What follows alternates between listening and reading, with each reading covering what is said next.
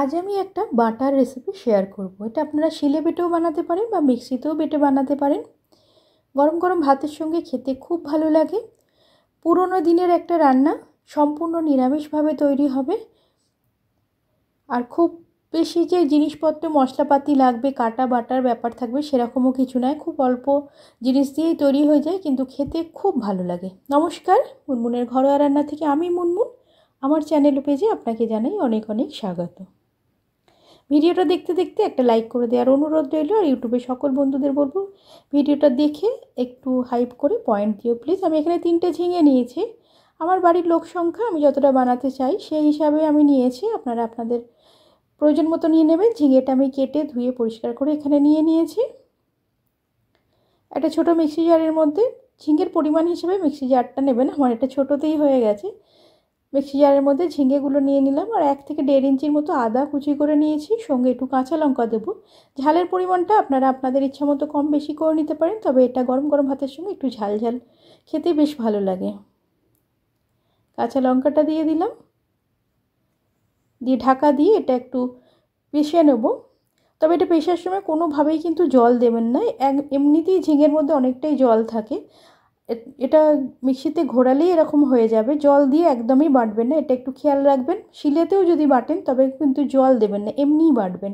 গ্যাসে একটা কড়াই বসিয়ে আমি এখানে সর্ষের তেল দিলাম। অবশ্যই কিন্তু রান্নাটা সর্ষের তেল দিয়ে করতে হবে, তবেই কিন্তু খেতে বেশ ভালো লাগবে। তেলটা গরম হলে কালো জিরে দিলাম, শুকনো লঙ্কা দিলাম। 3 থেকে 4 সেকেন্ডের মতো এটা একটু রেখে দেবো, ভেজে নেব, তাহলে ফোড়ন থেকে সুন্দর গন্ধ বেরোবে। আর ঝিঙে যেটা পিষে রেখেছিলাম মিক্সিতে, এটা এর মধ্যে দিয়ে দিলাম।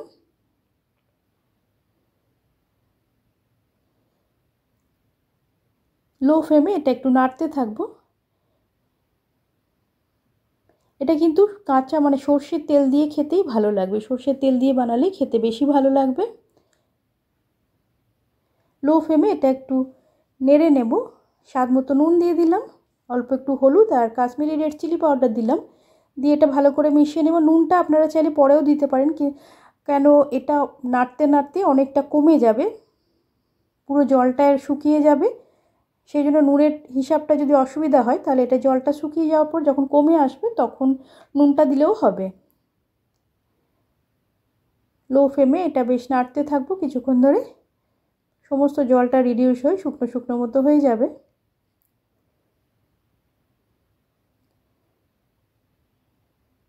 আপনি যদি আমার ভিডিও প্রথম দেখেন, ভিডিওটা দেখে যদি আপনার ভালো লাগে, যদি ফেসবুক থেকে দেখেন পেজটা ফলো করে সঙ্গে থাকবেন, যদি ইউটিউব থেকে দেখেন চ্যানেলটা সাবস্ক্রাইব করে পাশে থাকা বেল আইকনটা প্রেস করে নিচে অল অপশানটা ক্লিক করে রাখলে আমি যখনই কোনো নতুন রেসিপি বা ভিডিও দেবো আপনার কাছে নোটিফিকেশান পৌঁছে যাবে, আপনি সেটা সবার আগে এনজয় করতে পারবেন। প্লিজ চ্যানেলটা সাবস্ক্রাইব করে পাশে থাকার অনুরোধ রইল। লো ফ্লেমে এটা নাড়তে থাকবো।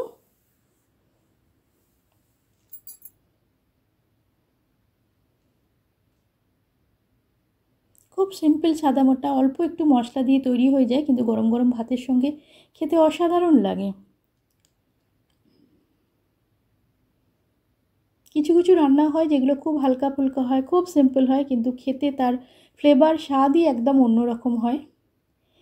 আমি এখানে একটু কড়াইয়ের মধ্যে 2 চামচের মতো পোস্ত আমি একটু গরম করে নিলাম। এটা ভাজার দরকার নাই, এখন বর্ষাকাল তো একটু ময়েশ্চার থাকতে পারে, সেজন্য একটু গরম করে নিলাম। আর একটু ক্রাঞ্চিও হয়ে যাবে, আর পোস্তর যে নিজস্ব একটা ফ্লেভার আছে সেটাও অনেকটা এনহ্যান্স হয়ে যাবে। দেখুন এটা কালার হয়নি, শুধু গরম করে নিয়েছি। 2 চামচ পোস্তের মধ্যে দিয়ে দিলাম, ভালো করে এটা মিশিয়ে নিলাম।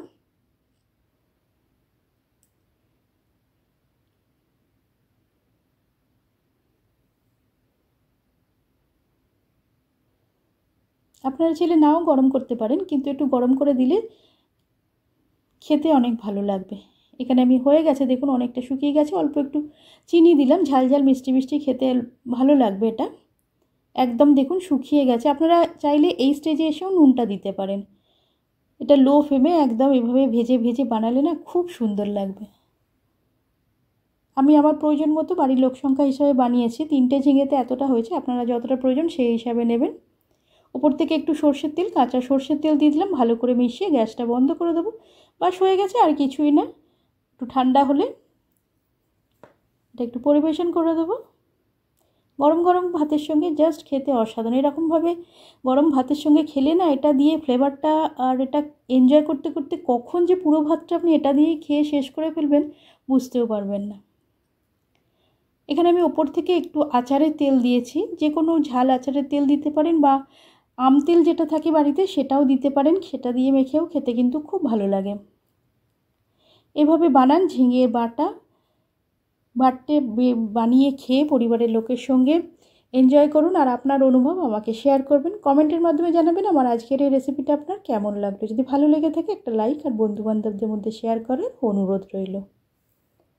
খুব সিম্পল সাদামাটা ঝিঙে বাটা গরম গরম ভাতের সঙ্গে খেয়ে দেখুন, খুব ভালো লাগবে।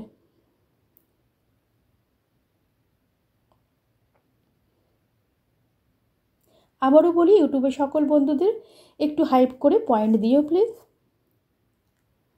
আর এই সাধারণ রেসিপিটা একটু বানিয়ে দেখো, গরম গরম ভাত আর এই ঝিঙে বাটা অসাধারণ লাগবে খেতে। অন্য সমস্ত রকম রান্না একদিকে, আর এরকম সাদামাটা রান্নাগুলো খুবই ভালো লাগে খেতে। পুরোনো দিনের একটা রান্না, খুব সিম্পল রান্না। এতক্ষণ ধৈর্য ধরে শেষ পর্যন্ত আমার ভিডিওটা দেখার জন্য আপনাকে অসংখ্য ধন্যবাদ ও ভালোবাসা। আগামী দিনে পাশে পাবো এই আশা নিয়ে আবার একটা নতুন ভিডিওর সঙ্গে হাজির হয়ে যাব।